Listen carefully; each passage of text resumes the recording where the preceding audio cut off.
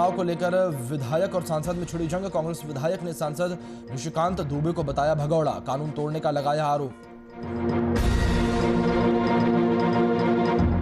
मधुपुर उपचुनाव के पहले आरोप प्रत्यारोप का दौर जारी। कांग्रेस ने बीजेपी पर बोरो प्लेयर उतारने का लगाया आरोप। बीजेपी ने भी किया पलटवार। 24 घंटे में सामने आए कोरोना के 418 नए संक्रमित मरीज। 3 संक्रमितों की इलाज के दौरान मौत। सिर्फ राजधानी रांची में मिले कोरोना के 262 नए मामले।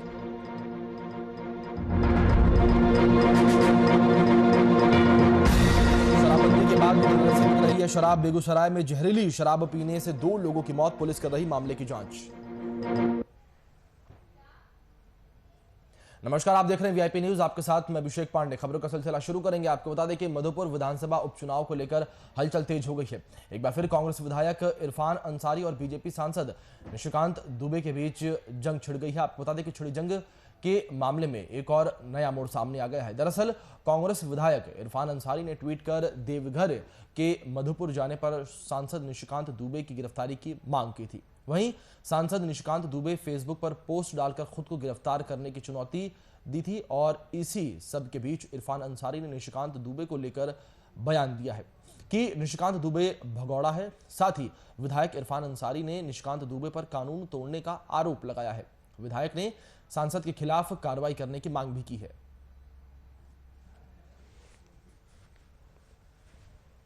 देखिए, निशिकांत दुबे जो है वो भगोड़ा है और वो अचानक आ गए। आज नॉमिनेशन में वो अचानक आ गए और भीड़ में शामिल हो गए और सरकार को उन्होंने जो चुनौती दिया है, मैं कहना चाहता हूँ इस पर कई गंभीर आरोप हैं। 16 केसेस हैं। अगर वो बेल लिए हैं तो पेपर दिखाइए हम लोग। बेल नहीं लिए उसके बाद आकर अगर वो पुलिस को चैलेंज कर रहे हैं, सरकार को वो चैलेंज कर रहे हैं, तो निश्चित तौर पर उस पर कार्रवाई होगी। और जहाँ तक मेरी जानकारी है वो मधुपुर छोड़ के भाग चुका है। ये भगोड़ा है, ये बाहरी आदमी है। किसी कीमत पर इसको आप देखिए, 1 साल से गायब था, अचानक कैसे आ गया, प्रकट कैसे हो गया। ये जो पुलिस ऑफिसर क्या कर रहा था हमारा पुलिस, निश्चित तौर पर मैं कहना चाहता हूँ कि अविलंब इस पर कार्रवाई हो और इसको सलाखों के पीछे भेजने का काम।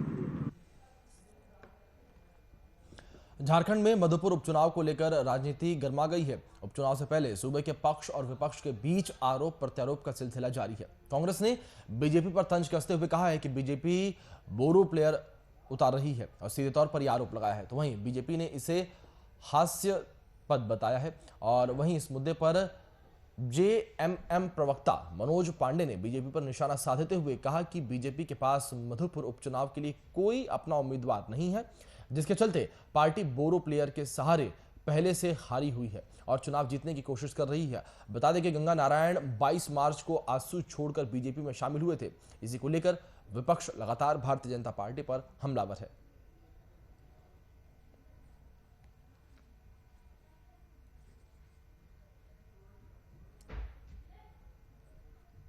भारतीय जनता पार्टी के पास तो ना ही संगठन है, ना ही कोई लोग हैं, जिसकी वजह से अपने उम्मीदवार जो पिछले उनके थे भारतीय जनता पार्टी को, उसको छोड़ करके ये दूसरे से बोरो प्लेयर लिया। वैसे भी इनकी बोरो प्लेयर लेकर के मैच खेलने की आदत है।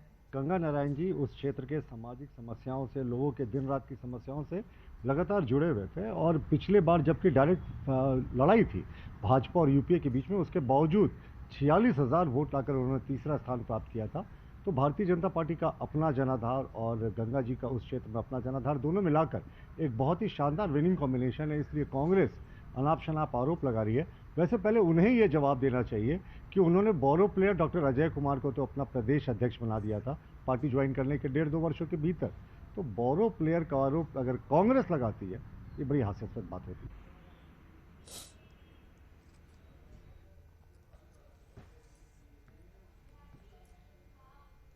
बेगूसराय में जहरीली शराब पीने से 2 व्यक्तियों की मौत हो गई है, तो वहीं एक व्यक्ति की हालत गंभीर बनी हुई है। आपको बता दें घटना के बाद गांव में दहशत का माहौल बना हुआ है। घटना बखरी थाना क्षेत्र के गोरियारी गांव की है। मिली जानकारी के अनुसार तीनों व्यक्तियों की बीती रात एक साथ शराब पी रहे थे, जिसके बाद हालत बिगड़ने के दौरान 2 युवकों की मौके पर ही मौत हो गई, जबकि एक की हालत नाजुक बनी हुई है, जिसका इलाज बेगूसराय के एक निजी अस्पताल में जारी है। इस घटना के बाद पुलिस प्रशासन में हड़कंप मचा हुआ है।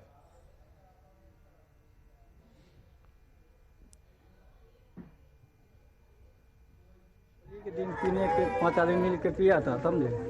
उसके बाद भर दिन होली दिन ठीक था, होली के बिहान भर भी ठीक था भर दिन। 6 बजे सांझ को उसको डैमेज हो गया, डॉक्टर की यहाँ ले गए।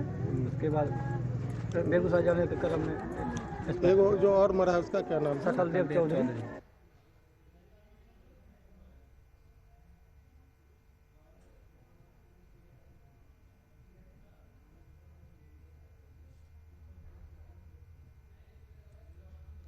तो आपको बता दें कि जिस तरीके से लगातार प्रशासन की ओर से, सरकार की ओर से ये बात कही जाती है कि प्रदेश में शराब बंद है, शराब की बिक्री पर रोक है और अवैध शराब बेचने वालों पर शिकंजा बहुत अच्छे तरीके से कसा हुआ है, लेकिन जिस तरीके से लगातार प्रदेश से मामले सामने आते हैं, ये मामले साफ तौर पर साफ कर देते हैं कि अभी भी सरकार कहीं ना कहीं कोई खामी जरूर छोड़ रही है। तो वहीं इसी बीच हमारे सहयोगी जितेंद्र कुमार हमारे साथ जुड़े इस खबर पर अधिक जानकारी से सीधे उनका रुख कर रहे थे। जितेंद्र, सीधे आपके पास आना चाहेंगे और जानना चाहेंगे किस तरीके से पूरा मामला है, किस तरीके से ये युवक शराब पी रहे थे और किस तरीके से शराब पीने के बाद इनमें से एक की हालत गंभीर हो जाती है और 2 मौके पर ही दम तोड़ देते हैं। हेलो जी जितेंद्र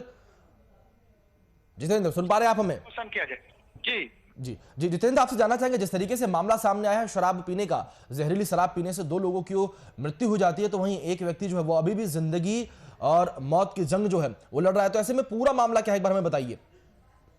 जी देखिए, मैं आपको बता दूं कि ये बखरी थाना क्षेत्र के गोरियारी गांव की है, जहां होली के दिन जो है 5 साथी मिलकर शराब पी रखे थे। उसके बाद जो है कल तक मंगलवार को जो उसका सब चीज ठीक ठाक था, फिर देर रात जो है अचानक उसकी तबीयत बिगड़ गई। बिगड़ने के बाद जो परिजन कुछ समझ पाते तब तक में उसका ज्यादा पेट में दर्द होने लगा और आनंद फानंद में उठाकर उसे इलाज के लिए एक निजी नर्सिंग होम में ले जाया जा रहा था कि जो उसी समय उसकी रास्ते में उसकी मौत हो गई। मौत की खबर मिलते ही परिजनों में कोहराम मच गया और किसी तरह जो है ना बात को छिपाने का प्रयास किया गया ग्रामीणों के द्वारा और परिजनों के द्वारा। दाह संस्कार के लिए दोनों का शव ले जाया जा रहा था। इसकी सूचना वहां पे मौजूद कुछ स्थानीय लोगों ने सूचना पुलिस को दी। पुलिस मौके पर पहुंचकर दोनों का शव फिलहाल अपने कब्जे में ले लिया। पोस्टमार्टम के लिए बेगूसराय सदर अस्पताल भेज दिया और साफ तौर से एसडीओ का वहां का बकरी एसडीओ का कहना है कि जिस तरीके से मामला साफ प्रकाश में आया, शराब से मौत की, उन्होंने कहा कि शराब के बाद से शराब पीने से मौत की बात सामने आ रही है। फिलहाल पोस्टमार्टम रिपोर्ट आने के बाद ही पता चलेगा कि इसकी मौत कैसे हुई है। जितेंद्र एक बार आपको रोक के यहाँ जानना चाहेंगे, जिस तरीके से ये बातें तो बात की हैं कि पोस्टमार्टम रिपोर्ट आएगी, उसमें क्या कुछ पता चलेगा, किस तरीके से मौत हुई, वो बातें अलग है, लेकिन मुद्दा यहाँ पर यह है कि ये 3 व्यक्ति शराब पी रहे थे। शराब पीने के दौरान 2 की मृत्यु हुई और एक अभी भी जिंदगी मौत की जंग लड़ रहा है। लेकिन ऐसे में अब प्रशासनिक अधिकारी इस पूरे मामले पर क्या कुछ कह रहे हैं, क्योंकि वो लगातार कहते रहते हैं कि शराबबंदी पूरी तरीके से लागू है, हमने पूरा शिकंजा कस रखा है, शराब माफियाओं पर हमारा शिकंजा है, लेकिन इस तरीके के तमाम खबरें रोज वीआईपी न्यूज भी चलाता है। तो ऐसे में साफ तौर पर देखने पर लगता है कि प्रशासनिक अधिकारी सीधे तौर पर फेल हैं। जी बिल्कुल, आपने सही कहा। जिस तरीके से लगातार शराबबंदी को लेकर बिहार सरकार हो या स्थानीय जिला प्रशासन हो, लगातार ढिंढोरा पीट रहे कि सही ढंग से शराबबंदी का लागू हो चुका है, लेकिन इसका सीधा उल्टा नजर देखने को मिल रहा है। कुछ दिन पहले मुजफ्फरपुर, औरंगाबाद जैसे घटना सामने आया था, कैमूर जैसे मामला सामने आया, बेगूसराय में भी लगातार शराब बेची जा रही है शराब तस्करों के द्वारा और पुलिस के द्वारा कार्रवाई भी की जा रही है। कहाँ शराबबंदी लागू हो चुका है, एक खुलेआम शराब बेची जा रही है जिसके कारण लोग शराब सेवन कर रहे हैं, जिसका नतीजा है कि बीती रात शराब पीने से 2 की मौत हुई है। तो ये पुलिस पर बहुत बड़ा सवाल खड़ा नजर आ रहा है और बिहार सरकार पे भी सवाल खड़ा होते नजर आ रहा है, क्योंकि उन्होंने साफ तौर से कर रखा है कि बिहार में पूर्ण रूप से शराबबंदी है, लेकिन इसका कुछ और नतीजा देखने को मिल रहा है। पुलिस प्रशासन साफ तौर से कि रट रटाया जवाब उन्होंने देता है कि मामला सामने आया है, मामला इसकी जांच की जा रही है, जांच के बाद ही पता चलेगा कि शराब की पुष्टि हो रही है या नहीं हो रही। लेकिन मैं आपको बता दूं कि बेगूसराय में लगातार शराब धड़ल्ले से बेची जा रही है। मैं आपको बता दूं जिस जगह इसकी मौत हुई है, गोरियारी एक ऐसा गांव है, वहां पे महुआ शराब धड़ल्ले से बनाई जा रही है। स्थानीय लोगों ने साफ तौर से आरोप लगाया है कि लगातार पुलिस के द्वारा पुलिस के इसके लेकर कई बार शिकायत की गई है, लेकिन इसके बावजूद भी पुलिस कोई कार्रवाई नहीं करती है, जिसका नतीजा है कि ये सामने आ रहा है। जी जितेंद्र, यहाँ पर काफी बड़ी बात आपने कही है कि जिस तरीके से ग्रामीणों तक को ये बात पता है कि गांव में कच्ची शराब जो है, जो जहरीली शराब है, बनाई जाती है, इसको लेकर पुलिस से भी बात कही गई, लेकिन इसके बावजूद पुलिस कोई भी एक्शन लेने को तैयार नहीं है। पुलिस के नाक के नीचे इस तरीके से शराबें बिक रही हैं, बन रही हैं, लेकिन पुलिस मूक दर्शक बनी हुई खड़ी होकर यहां पर देख रही है और लगातार इस तरीके से जाने जाती रहेंगी जब तक पुलिस मूक दर्शक बनी रहेगी। बहुत बहुत शुक्रिया जितेंद्र आपका हमारे साथ जुड़ने के लिए, तमाम जानकारियों को हम तक पहुंचाने के लिए।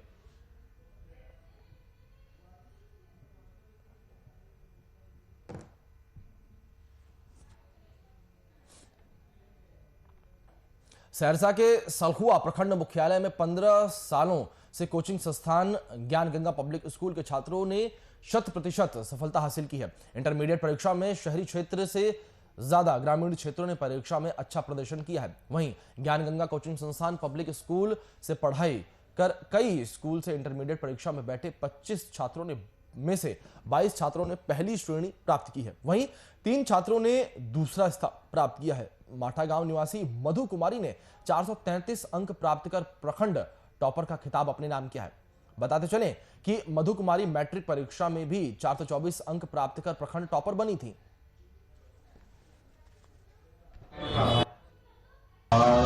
इस बार मैट्रिक में भी मधु कुमारी टॉपर की थी, पूरे प्रखंड में टॉपर रही थी। इस बार भी इंटर में भी टॉपर रही है। इसी तरह हमारी संस्था मेहनत करते हैं, हमारे बच्चे मेहनत करते हैं और रिजल्ट और भी बेहतर लाने की कोशिश करते हैं। बच्चे को 10 घंटा यहाँ रख करके तैयारी कराते हैं, आज उसी का नतीजा है। और हमेशा हम अपने बच्चे को बोलते हैं, हम बोलते नहीं, हम काम करने में विश्वास रखते हैं और हमारा रिजल्ट ही सबका मेहनत है। इस सफलता का राज क्या है? इस सफलता का राज बच्चा अथक मेहनत करता है, शिक्षक लोग भी अथक प्रयास करते हैं, बिना थके हम लोग बिना रुके काम करते रहते हैं, मेहनत करते हैं बच्चे के पीछे और बच्चा भी हमारा भरपूर सहयोग करता है तैयारी कराने में। इसके कारण आज हमें ये रिजल्ट देखने को मिला। सर्वप्रथम देना चाहते, कोरोना काल में जहाँ सभी प्रकार की संस्थाएं बंद थी, वहाँ हमारे गुरुओं ने हमें ये अनुभूति दिलाई कि तुम अच्छे से पढ़े और अच्छे अंक प्राप्त कर सकते हो, और इसका यह नतीजा हुआ कि आज हम अपने प्रखंड में सबसे अव्वल मार्क प्राप्त कर चुके हैं। तो इसी बीच हमारे सहयोगी गोपाल कृष्ण हमारे साथ जुड़े हैं इस खबर पर अधिक जानकारी से, सीधे उनका रुख कर लेते हैं। गोपाल, सीधा आपके पास आना चाहेंगे, जिस तरीके से यहाँ पर ग्रामीण क्षेत्र के बच्चों ने टॉप किया, तो ऐसे में जो ग्रामीण इलाके हैं उन लोगों का कुछ कहना, किस तरीके से यहाँ पर सीधे तौर पर ग्रामीण क्षेत्र के बच्चों ने बाजी मार ली है? मैं बता दूं कि जो बिहार एग्जामिनेशन बोर्ड के द्वारा जारी इंटर के रिजल्ट के बाद बिहार में छात्रों के परचम लहराने का सिलसिला लगातार जारी है।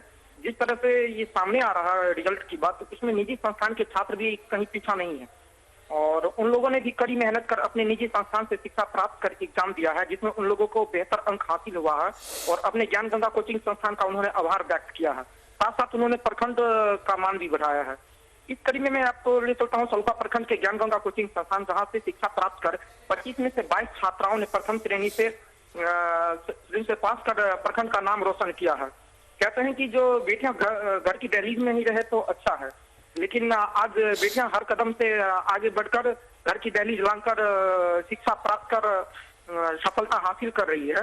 उस आधार से इस बार जो 25 में से 22 छात्राओं ने जो प्रथम श्रेणी से इंटरमीडिएट की परीक्षा पास की है, उसमें परिजनों में भी खुशी का माहौल देखा जा रहा है और शिक्षक संस्थान में भी खुशी का माहौल है और उनके द्वारा लगातार शिक्षक संस्थानों को जो है सो अभिभावक और छात्राओं के द्वारा जो है सो उनका आभार व्यक्त किया जा रहा है। जी जी जी जी जी गोपाल, यहाँ पर ये भी आपसे जानना चाहेंगे, जिस तरीके से यहाँ पर माठा गांव की मधु कुमारी ने 433 अंक प्राप्त करके प्रखंड टॉपर का खिताब अपने नाम किया, तो ऐसे में मधु कुमारी से कोई बातचीत हुई हो आपकी, उन्होंने कुछ कहा हो, किस तरीके से उन्होंने ये जो एक कह सकते हैं कि आंकड़ा छुआ, किस तरीके से उन्होंने तैयारी की थी इसके लिए? इसके लिए उन्होंने बताया कि कोरोना काल में जहाँ जो है सो सारा मतलब लोग घर में कैद होकर के रह गए थे, उसमें शिक्षा में और उनको तैयारी कराने में जो है सो काफी परेशानी हो रही थी। इस प्रकार से उन्होंने शिक्षक के मार्गदर्शन से जो है तो सही मार्गदर्शन से उन्होंने अच्छी सफलता प्राप्त की और कड़ी मेहनत कर जो है प्रखंड टॉपर बन 433 हासिल की है और प्रखंड का उन्होंने मान बढ़ाया है। इस प्रकार से आप कह सकते हैं कि जो इनके फर्स्ट डिवीजन होने से जो है सो प्रखंड क्षेत्र में लगातार शिक्षकों और शिक्षा विभाग के द्वारा इन्हें बधाई मिल रही है। जी गोपाल, बहुत बहुत शुक्रिया आपका हमारे साथ जुड़ने के लिए, इन तमाम जानकारियों को हम तक और हमारे दर्शकों तक पहुंचाने के लिए।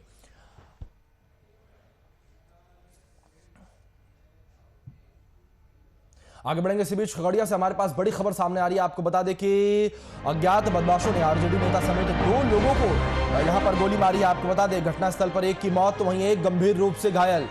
तो बड़ी खबर इस वक्त वीआईपी न्यूज पर खगड़िया से सामने आ रही है। आपको बता दें कि आपसी रंजिश के चलते गोली मारी गई है। गोगरी डीएसपी घटनास्थल के लिए रवाना हो चुके हैं। तो वहीं पसराहा थाना इलाके के हरिजन टोला की पूरी घटना बताई जा रही है। तो बड़ी खबर इस वक्त वीआईपी न्यूज पे आपको बता दें खगड़िया से सामने आ रही है, जहां पर अज्ञात बदमाशों ने आरजेडी नेता समेत 2 लोगों को गोली मारी है। तो बड़ी अपडेट इस वक्त आपको बताएं कि जो खगड़िया से वीआईपी न्यूज पे सामने आ रही है, यहां पर घटनास्थल पर एक की मौत हो चुकी है तो वहीं एक गंभीर रूप से घायल है। तो आपको बता दें कि आपसी रंजिश के चलते ये गोली मारी गई है और गोगरी डीएसपी घटनास्थल के लिए रवाना भी हो चुके हैं। तो वहीं पसराहा थाना इलाके के हरिजन टोला की पूरी घटना बताई जा रही है। जिस तरीके से लगातार यहां पर प्रदेश सरकार ये कहती रहती है कि सुशासन की सरकार है, लेकिन लगातार जिस तरीके से यहां पर अपराधियों के हौसले बुलंद हैं, ये साफ तौर पर जाहिर कर देते हैं कि अपराधियों को पुलिस प्रशासन का कोई भी खौफ नहीं है। तो वहीं इसी बीच हमारे सहयोगी सत्यम स्नेही हमारे साथ जुड़े इस खबर पर अधिक जानकारी से सीधे उनका रुख करेंगे। सत्यम, आपसे जानना चाहेंगे किस तरीके से क्या पूरा मामला है, जिस तरीके से अज्ञात बदमाशों ने आरजेडी नेता समेत 2 लोगों को यहां गोली मार दी है। घटनाक्रम जो है पसराहा थाना इलाके के हरिजन टोला की है, जहाँ की राजद के नेता हैं साकेत सिंह गुड्डू और उनके एक सहयोगी है नितिन सिंह। वो किसी काम से वहां आए हुए थे, तभी अज्ञात बदमाशों ने उनके ऊपर अंधाधुंध फायरिंग कर दी, जिससे कि उनके सहयोगी नितिन सिंह की मौके पर ही मौत हो गई, जबकि साकेत सिंह गुड्डू को गंभीर रूप से घायल कर दिया, जिनको कि प्राथमिक उपचार के बाद गोगरी रेफरल अस्पताल से बेहतर इलाज के लिए वहां से रेफर कर दिया गया है। और फिलहाल जो है गोगरी एसडीपीओ और कई थाना की पुलिस जो है मौके पर पहुंचकर मामले की जांच में जुट गई है और लोगों से पूछताछ कर रही है कि आखिर घटना को अंजाम किस शख्स ने दिया। और वहीं पुलिस का कहना है कि जो भी लोग इसमें शामिल है घटना में उनकी जल्द से जल्द गिरफ्तारी होगी, ऐसा पुलिस का कहना है। जी अब पुलिस की ओर से कोई ठोस बात निकलकर सामने आई? जिस तरीके से शुरुआती बात में तो यही है कि आपसी रंजिश के चलते यहाँ गोली मारी गई है, तो ये रंजिश किस वजह से थी? क्या कुछ हुआ था पहले इसके चलते कि मतलब इतना बड़ा बदला लेने की ठान ली थी बदमाशों ने कि वो गोली मारकर लोगों को मौत की घाटी उतार देंगे? जी, स्थानीय लोगों का कहना है कि ये चुनावी रंजिश है। पंचायत चुनाव का दौर जो है बिहार में शुरू हो गया है और इसी को लेकर के मुखिया का जो चुनाव होने वाला है उसमें गुड्डू सिंह भी अपनी मां की दावेदारी वो कर रहे थे और चुनावी रंजिश को देखते हुए ही इस घटना को अंजाम दिया गया है। जी यहाँ पर आपसे ये भी जानना चाहेंगे, जिस तरीके से सत्यम कि यहाँ गोली मारी गई है, जिस तरीके से दिन दहाड़े अज्ञात बदमाशों ने आरजेडी नेता समेत 2 लोगों को गोली मार दी, तो कहीं ना कहीं सीधे तौर पर जो पुलिस प्रशासन है वो अब सवालिया निशान के घेरे में आ चुकी है। तो ऐसे में पुलिस प्रशासन ने क्या कुछ कहना है कि उनका खौफ कब बदमाशों के मन में पैदा होगा, क्योंकि बदमाशों के मन से पुलिस का खौफ तो पूर्ण रूप से खत्म हो चुका है।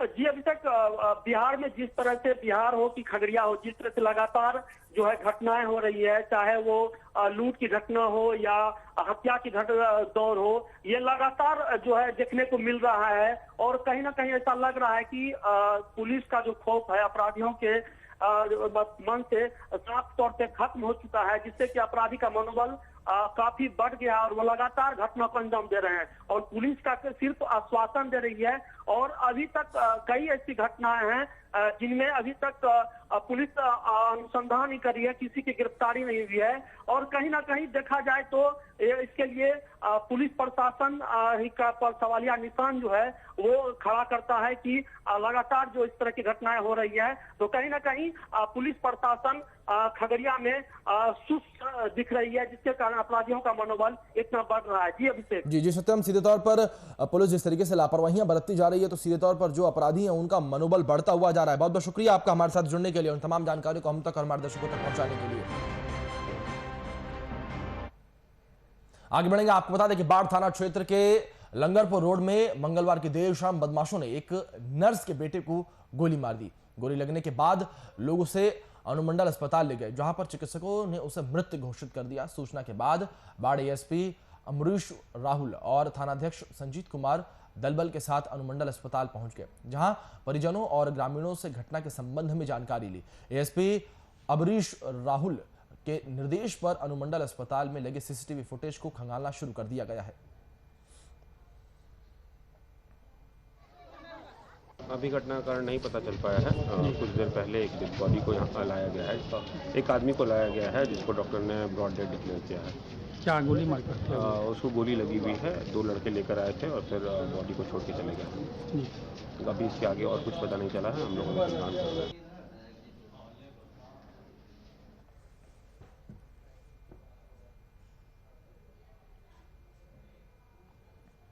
भागलपुर के पिरपैंती में एक घर में भीषण आग लग गई। आग लगने से घर में रखे सारे सामान जलकर खाक हो गए।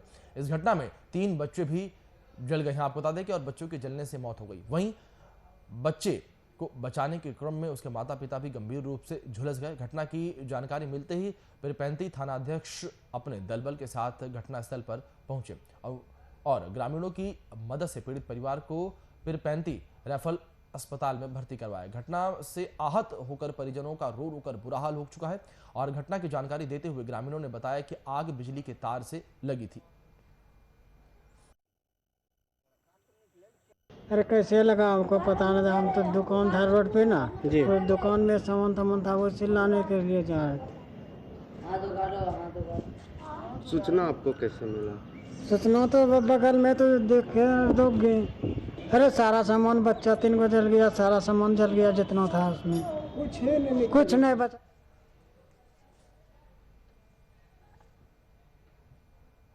आगे बढ़ेंगे, इसी बीच समस्तीपुर से बड़ी खबर सामने आ रही है। आपको बता दें कि प्रखंड प्रमुख अन्नू तिवारी हत्या का मामला जो है उसको लेकर बड़ी अपडेट सामने आ रही है। हत्या पर सांसद प्रिंस राज ने प्रशासन को यहां पर घेरा है। तो बड़ी खबर इस वक्त हम आपको बता दें, जो ये खबर सामने आ रही है, प्रिंस राज ने प्रशासन पर लगाया लापरवाही का आरोप।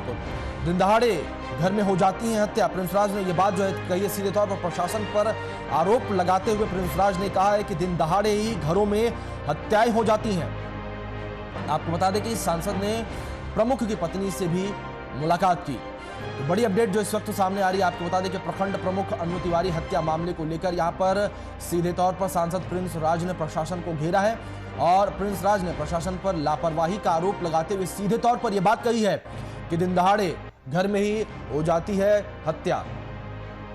तो वहीं इसी बीच हमारे सहयोगी कैसर खान हमारे साथ जुड़े हैं इस खबर पर अधिक जानकारी से, सीधे उनका रुख करेंगे। कैसर, जिस तरीके से ये पूरा मामला प्रखंड प्रमुख अन्नू तिवारी हत्या का है, लेकिन इसके बाद अब ये मामला और भी तूल पकड़ने लगा है कि जब सांसद प्रिंस राज ने इस तरीके से प्रशासन को घेर लिया हो, तो अब प्रशासनिक अधिकारियों का, प्रशासन का क्या कुछ कहना है इस पूरे मामले पर?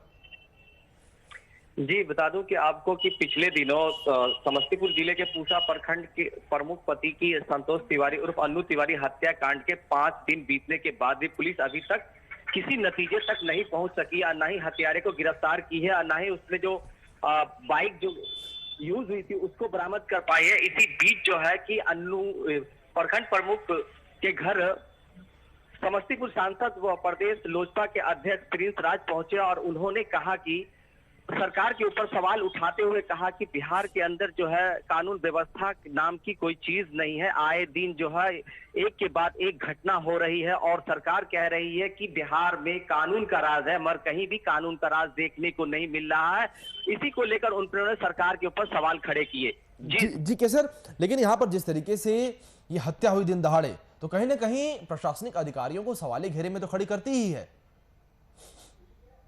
बिल्कुल देखा जाए तो हत्या जिस तरह की घटना बिहार के अंदर लगातार देखने को मिला, आए दिन कहीं ना कहीं हत्या लूट जैसी घटना आम हो चुकी है और कहीं ना कहीं प्रशासन जो है उस पे अंकुश लगाने पे असमर्थ दिख रही है। मगर ये जो मामला है समस्तीपुर का, ये एक छोटा मामला नहीं है। प्रखंड प्रमुख पति है, अच्छे ओहदे पे है और उसकी घर में घुसकर दिन दहाड़े हथियारबंद अपराधी उसको गोली मारकर हत्या कर देते हैं। मगर 5 दिन बीतने को है पर अभी तक पुलिस किसी नतीजे पे नहीं पहुंची है। तो इसमें कहा जाए कि बिहार के अंदर कैसे कानून का राज चल रहा है। अगर कानून का राज होता तो अब तक जो अपराधी थे वो सलाखों के पीछे होते। कैसर बिल्कुल ठीक बात कही आपने कि कानून का राज किस तरीके से चल रहा है। अगर कानून का राज चलता तो जो अपराधी हैं सलाखों के पीछे चलते, लेकिन जिस तरीके से बात कानून के राज की है तो यहां पर लगता है कि साफ तौर पर राज कानून का नहीं, राज अपराधियों का चल रहा है।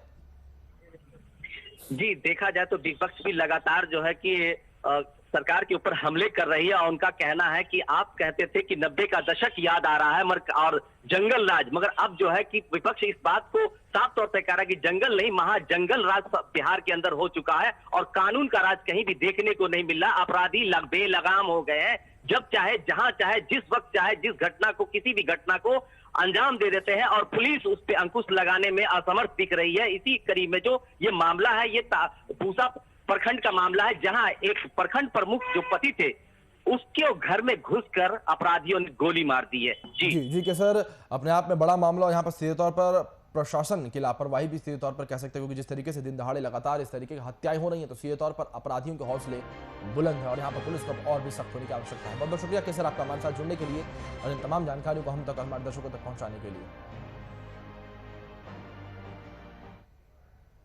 इसके साथ फिलहाल इस बुलेटिन में इतना ही। तमाम बड़े अपडेट्स के लिए देखते रहिए VIP न्यूज़।